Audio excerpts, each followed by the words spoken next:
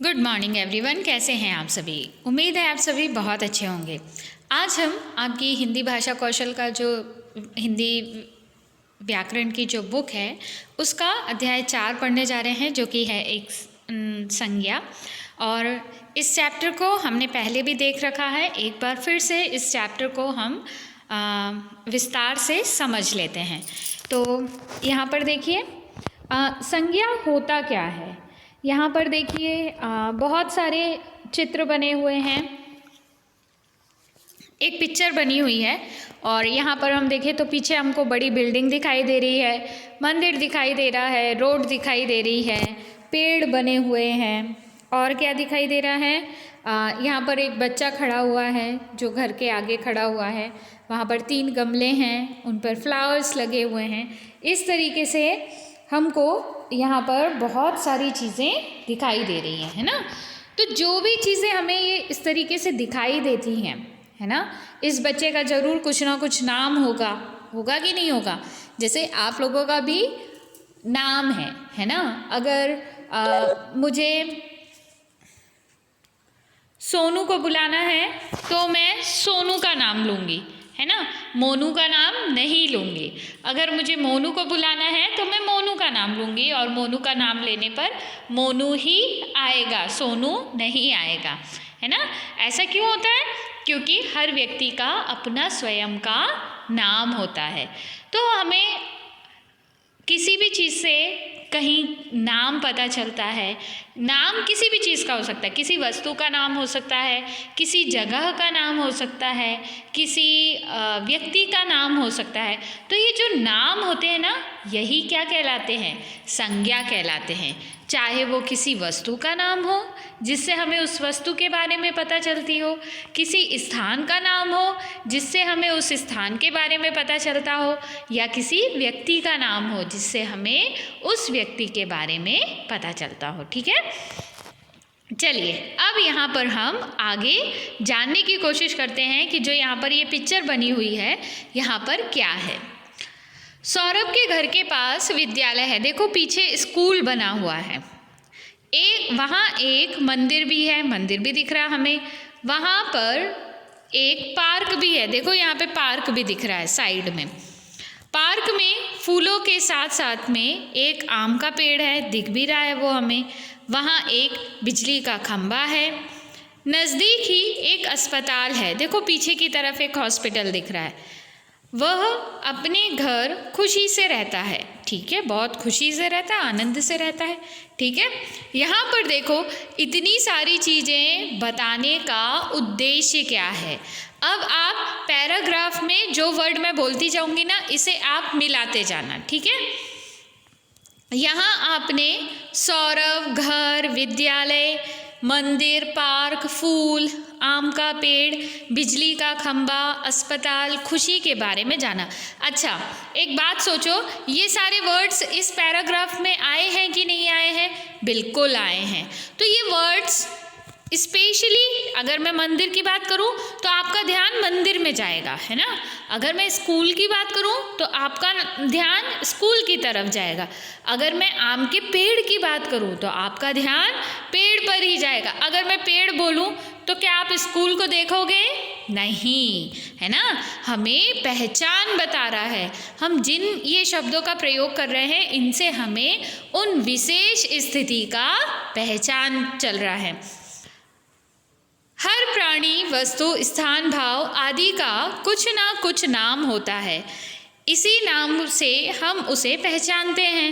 इस तरह नाम बताने वाले शब्दों को क्या कहते हैं? संज्ञा कहते हैं। ठीक है, किसी व्यक्ति, प्राणी, स्थान, वस्तु तथा भाव के नाम को संज्ञा कहते हैं। ठीक है, ये संज्ञा की परिभाषा होगी। इसको लिख लेना आप अपनी कॉपी में। संज्ञा की परिभाषा क्या होती है? किसी व्यक्ति, प्राणी, स्थान, वस्तु तथा भाव के नाम संज्ञा कहलाते हैं। यहाँ पर उनका उदाहरण भी दिया हुआ है। श्याम, शेर, बकरी, गाय, दिल्ली, हरियाणा, शिमला, चीन, उद्यान, कमीज, बुराई, बुढ़ापा आदि। ठीक है, इसी प्रकार से उसके अब प्रकार बता दिए, टाइप ऑफ नाउन बताया है ना। क्या है? संज्ञा के प्रकार। संज्ञा के 3 भेद होते हैं। अब भाई यहाँ पर कितने भेद बता दिए हमें? 3 भेद बता दिए। कौन कौन से भेद बताए? व्यक्तिवाचक संज्ञा, जातिवाचक संज्ञा और भाववाचक संज्ञा। ठीक है, कौन से 3 रूप बताए हमें? व्यक्तिवाचक संज्ञा, जातिवाचक संज्ञा और भाववाचक संज्ञा। अब पहला हम देखें व्यक्तिवाचक संज्ञा। व्यक्तिवाचक संज्ञा में क्या आता है? कुछ नाम ऐसे होते हैं जो किसी विशेष व्यक्ति, प्राणी, वस्तु या स्थान के लिए प्रयोग होते हैं। देखो, व्यक्तिवाचक संज्ञा आएंगे वही 4 चीज़। ठीक है, कौन कौन? व्यक्ति, प्राणी, वस्तु या स्थान। इनके कुछ विशेष नाम होते हैं। जैसे ताजमहल है ना, एक इमारत है।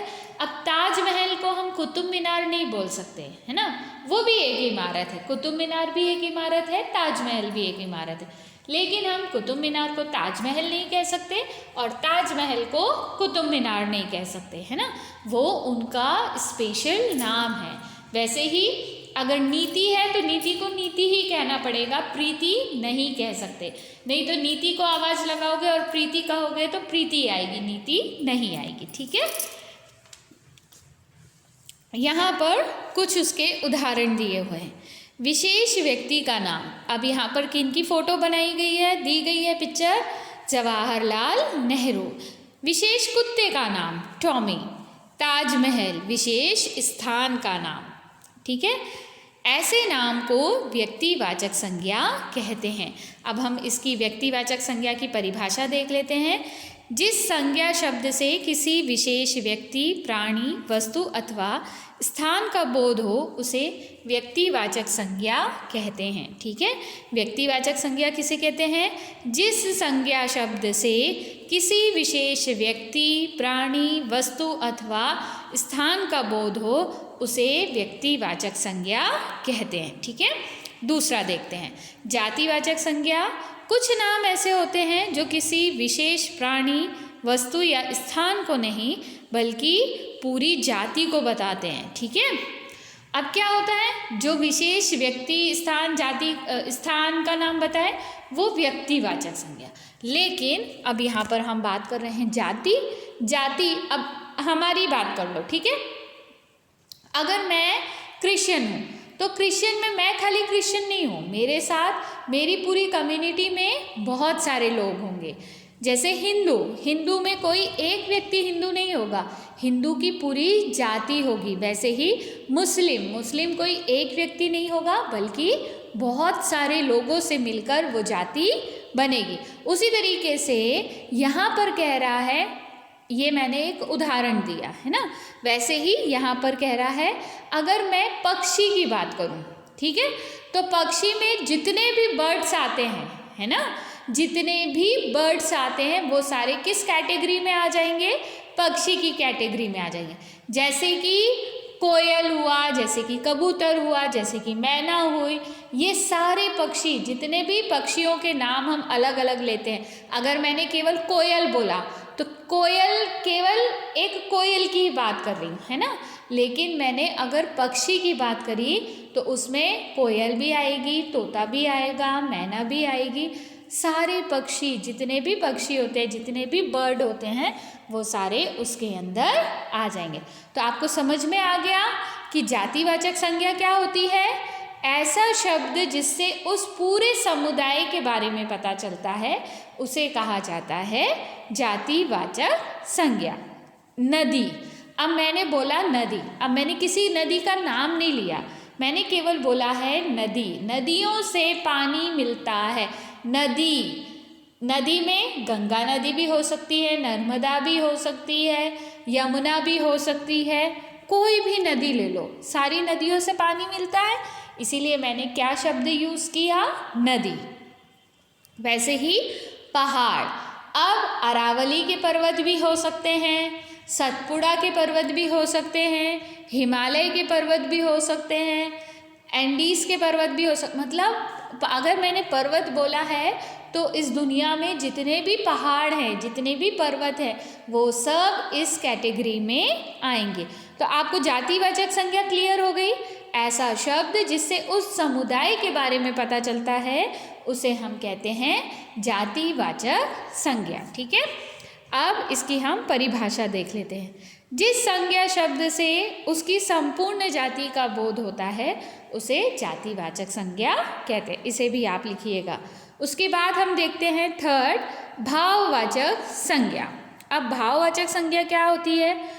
कुछ नाम ऐसे होते हैं जो कोई ना कोई भाव प्रकट करते हैं, इन्हें हम केवल महसूस कर सकते हैं। अब देखो, यहाँ पर बात कर रहे हैं भाव की।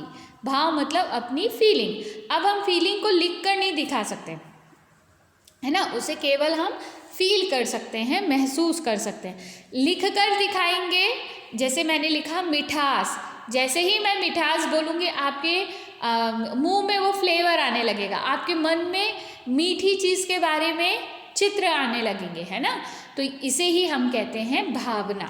ठीक है, अगर मैंने बोला कड़वाहट, तो सबसे पहले जैसे ही मैं बोलूँगी कड़वाहट, आपके दिमाग में आएगा करेला, है ना।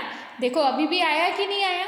जैसे ही मैंने बोला कड़वाहट, वैसे ही आपके दिमाग में आया करेला या नीम की पत्ती, क्योंकि ये बहुत कड़वी होती हैं, है ना। तो हमारे अंदर भाव जागृत होते हैं कि नहीं?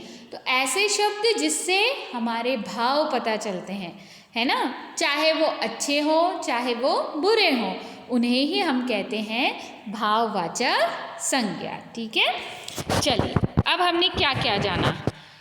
कुछ विद्वान अंग्रेजी व्याकरण के प्रभाव के कारण संज्ञा के दो भेद और बतलाते हैं, समूहवाचक संज्ञा और द्रव्यवाचक संज्ञा। ठीक है, वैसे तीन होती हैं, व्यक्तिवाचक, जातिवाचक और भाववाचक, लेकिन कुछ विद्वानों ने अंग्रेजी के अनुकरण के हिसाब से दो संज्ञा और बताई। एक बताई समूहवाचक संज्ञा और दूसरी बताई द्रव्यवाचक संज्ञा। ठीक है, तो अब देखते हैं हम समूहवाचक संज्ञा। जैसे ही मैंने शब्द बोला समूह, आपको समझ में आ गया होगा कि हम एक से अधिक लोगों के बारे में बात कर रहे हैं। तो ऐसे शब्दों के लिए देखो यहाँ पर दिया हुआ है उदाहरण, टोली, मेला, गुच्छा, गण, सभा, कक्षा, सेना, भीड़, पुस्तकालय, दल आदि व्यक्तियों, वस्तुओं आदि के समूह का बोध कराते हैं।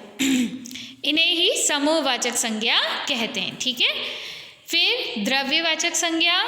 अब द्रव्य में कोई भी पदार्थ आ सकता है। ठीक है, जैसे चीनी, चावल, गेहूँ, दूध, घी, तेल, कोयला, लोहा, सोना, चांदी, पीतल, ये सारे जिन्हें हम नाप तोल सकते हैं, जिनका हम वेट ले सकते हैं, ऐसी चीज़ों को हम क्या कहते हैं? द्रव्यवाचक संज्ञा। ठीक है, अब यहाँ पर दिया है जातिवाचक संज्ञा से भाववाचक संज्ञा बनाना। ठीक है, दास का क्या भाववाचक होगा? दासता, बंधु, बंधुत्व, पुरुष, पुरुषत्व, पशु, पशुता या पशुत्व, मित्र, मित्रता, माता, मातृत्व, सेवक, सेवा, पंडित, पांडित्य। देखो पंडित का क्या हो जाएगा? पांडित्य, मित्र, मित्रता, प्रभु, प्रभुता, ब्राह्मण, ब्राह्मणत्व, बालक, बालकपन, मानव, मानवता, शिशु, शत्रु, शत्रुता, बच्चा, बचपन, बूढ़ा, बुढ़ापा, लड़का, लड़कपन, मनुष्य, मनुष्यता, शिशु, शैशव, देव, देवत्व। ठीक है, उसी प्रकार सर्वनाम से। अब सर्वनाम से कैसे भाववाचक शब्द बनाते हैं? जैसे सर्वनाम शब्द दिया है अपना, तो अपनापन, पराया, परायापन, सर्व, सर्वस्व, निज, निजित्व, स्व, स्वत्व, अहम, अहंकार, अहम, अहंकार, मन, मम, ममत्व या ममता, सम, समता, एक, एकता। ठीक है, इन शब्दों पर विशेष ध्यान देना, क्योंकि ऐसे शब्द आ सकते हैं और उनका भाववाचक शब्द पूछ सकते हैं। ठंडा, अब विशेषण से। ठीक है, ठंडा, ठंडक, ऊंचा, ऊंचाई, प्यासा, प्यास, चौड़ा, चौड़ाई, खट्टा, खटास, मीठा मिठास, मधुर माधुर्य, निर्बल निर्बलता, सफल सफलता, गरम गर्मी, बड़ा बड़प्पन, महान महानता, गोल गोलाई, वीर वीरता, चतुर चातुर्य, सुंदर सौंदर्य, हरा हरियाली, प्रवीण प्रवीणता, मैला मैल, निपुण निपुणता, सफ़ेद सफ़ेदी, उदार उदारता, भला भलाई, अच्छा अच्छाई, मोटा मोटापा, कायर कायरता, गरीब गरीबी। अब इसके बाद यहाँ देखो क्रिया से भाववाचक शब्द बनाना है ना। रोना रुलाई, खेलना खेल। अब खिलाई नहीं लिख सकते हो है ना, इसीलिए शब्दों को लर्न करना ताकि आपको पता रहे कि किस शब्द के साथ किस शब्द को जोड़ सकते हैं। लिखना लेख या लिखाई, लेना देना लेन दे, मिलना मेल, देना दान, थकना थकावट, हंसना हंसी, पढ़ना पढ़ाई, चढ़ना चढ़ाई, मुस्काना मुस्कान, कमाना कमाई, उतरना उतराई, उड़ना उड़ान, रहना सहना रहन सहन। ठीक है, अब ये हमने संज्ञा के बारे में जान लिया कि 3 संज्ञा थी। कौन कौन सी संज्ञा थी? व्यक्तिवाचक, जातिवाचक और भाववाचक। ठीक है, अब उसके बाद फिर हमने 2 संज्ञा और देखी। कौन कौन सी देखी? समूहवाचक संज्ञा और उसके साथ में द्रव्यवाचक संज्ञा, है ना।